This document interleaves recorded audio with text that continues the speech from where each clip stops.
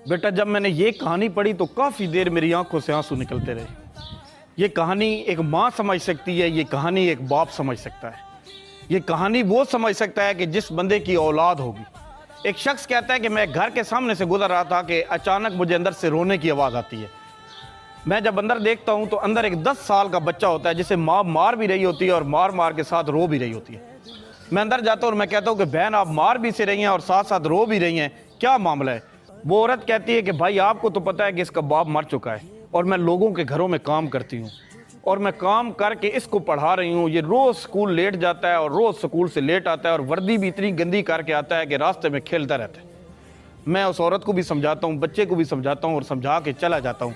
वो कहता है कि सुबह मेरा मंडी का चक्कर लगता है, मैं कुछ सब्ज़ी लेने जाता हूँ, तो सुबह सुबह मैं जब जाता हूँ तो मैं देखता हूँ कि वो बच्चा मेरी नज़र के आगे से गुजरता है।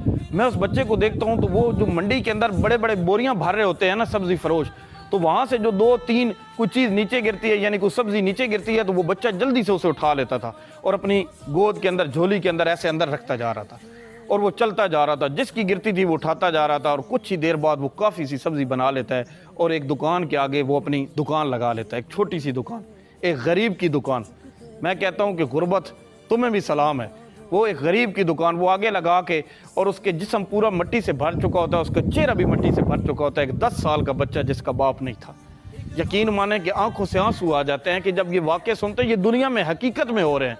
कितने बाप मर चुके हैं, कितने बच्चे दुकानों पे लगे हुए हैं, कितने बच्चे चाय वाली दुकानों पे लगे हुए हैं, कितने बच्चे मोटरसाइकिल मैकेनिक लगाए बैठे हैं और वो इतनी सख्ती भी उन पर करते हैं। वो छोटे छोटे मासूम बच्चे होते हैं, 10 साल, 8 साल, 12 साल के बच्चे होते हैं। क्या ये उम्र होती है? आप सोचे कि जो बाप है वो सोचेगा कि क्या उम्र होती है।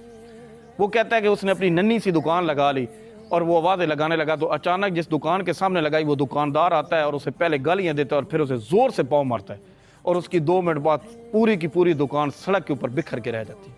वो बच्चा समेटता है सारी चीज़ें, चुप करके समेट कर किसी एक और दुकान के आगे बैठता है, डरता हुआ, सहमता हुआ बैठ जाता है। अल्लाह भला करे, वो शख्स कहता है कि उस बंदे ने उसे कुछ नहीं कहा।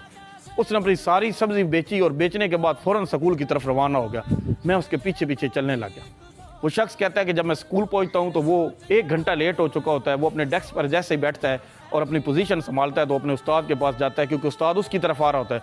उस्ताद उसे सही करके मारता है। जब मार रहा होता है तो मैं फ़ौरन उस्ताद के पास जाता हूं और मैं कहता हूं कि यतीम बच्चा है उस्ताद जी, छोड़ दे से। वो कहता है कि सर, रोज़ ये लेट आता है, आप इसकी वर्दी देखिए, इसके कपड़े देखिए, इसकी माँ को कोई फ़र्क नहीं पड़ता। मैं उसे समझाता हूँ, मैं कहता हूँ सर को नहीं, गरीब आदमी है, यतीम बच्चा है, माँ काम पे जाती है तो शायद इस वजह से होगा। वो कहता है कि मैं घर पहुँचता हूँ तो मुझे याद आता है कि मैं जो सब्ज़ी लेने गया था मैंने तो ली नहीं। वो कहता है कि पूरी रात मेरा सर चकराता रहता है, मुझे नींद नहीं आती, क्योंकि मैं खुद एक बाप था, औलाद वाला था। वो कहता है सुबह होती है तो मैं उस्ताद को कॉल करता हूँ, मैं कहता हूँ कि आप मंडी में हैं। अल्लाह करता है उसका मस्बत जवाब आता है। वो कहता है मैं आ रहा हूँ और मैं सीधा उस बच्चे के घर जाता हूँ। उस टाइम वो बच्चा तैयारी करके निकल रहा होता है, तो मैं उसके घर जाकर उसकी माँ को कहता हूँ कि मैं आपको बताता हूँ आपका बच्चा किधर जाता है। उसकी माँ गुस्से में आग बगोला होती है। वो कहती है कि आज इसकी खैर नहीं है, मैं जाके देखती हूँ कहाँ जाता है। वो कहता है कि मंडी में उस्ताद भी आ जाता है, मैं भी होता हूँ, माँ भी होती है, मैं अलग अलग, हम तीनों जगह पे खड़े हो जाते हैं, जगह संभाल लेते हैं। वो कहता है कि जब बच्चे को वो सब्ज़ी उठाता है ना नीचे से और ठोकरें लग रही होती हैं, लोगों की ज़्यादतियाँ हो रही होती हैं, कोई उसे धक्के मार रहा होता है और थोड़ी देर बाद ही वो अपनी सारी सब्ज़ी इकट्ठी करके एक दुकान के सामने लगाता है, तो मेरी नज़र उसकी माँ पर पड़ती है जो सिसकियाँ ले लेकर रो रही होती है, जो इतनी तड़प से रो रही होती है। मैं कहता हूँ कि उस टाइम उसके और अल्लाह के दरमियान कोई फासला नहीं था, इतनी तड़प से रो रही हो।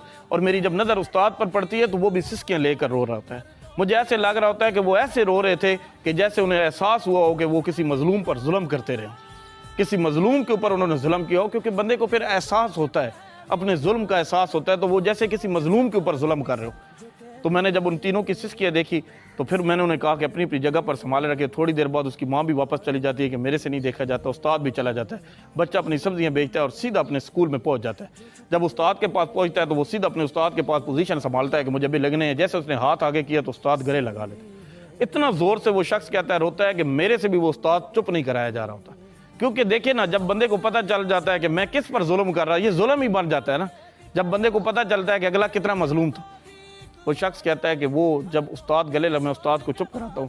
फिर मैं उस बच्चे से पूछता हूँ कि जब भी तुम सब्ज़ी बेचते थे तो तुम पैसे जाके एक दुकानदार को देते थे, और 2 दिन आज तुमने उससे एक सूट लिया, वो किस चक्कर में लिया? तो उसने कहा कि ये मेरी माँ के लिए सूट है, मेरी माँ के कपड़े फटे हुए होते हैं, वो लोगों के घरों में काम करती है तो जिस्म भी ढांपा नहीं होता।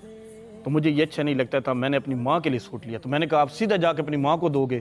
جو اس بچے کا جواب آیا, میرا دل تڑپ گیا جب اس بچے کا میں نے جواب سنا. اس بچے نے کہا نہیں اب میں درزی کو دوں گا اور پھر منڈی میں جاؤں گا, تھوڑا تھوڑا کام کروں گا, اس کے پیسے بناؤں گا. اور وہ بچہ کیا کہ جب چلا جاتا ہے تو وہ کہتا ہے کہ میں اور استاد رونے لگ جائے. میں نے کہا کہ اب اس نے پھر لوگوں کی ٹھوکریں کھانی ہیں. استاد کی آنکھوں میں بھی آنسو تھے کہ اب اس بچے نے پھر منڈی جانا ہے, لوگوں کی زیادتیوں کا سامنا کرنا ہے, لوگوں کے دھکوں کا سامنا کرنا ہے. میں حیران ہو جاتا ہوں. میں کہتا ہوں واہ تیری غربت.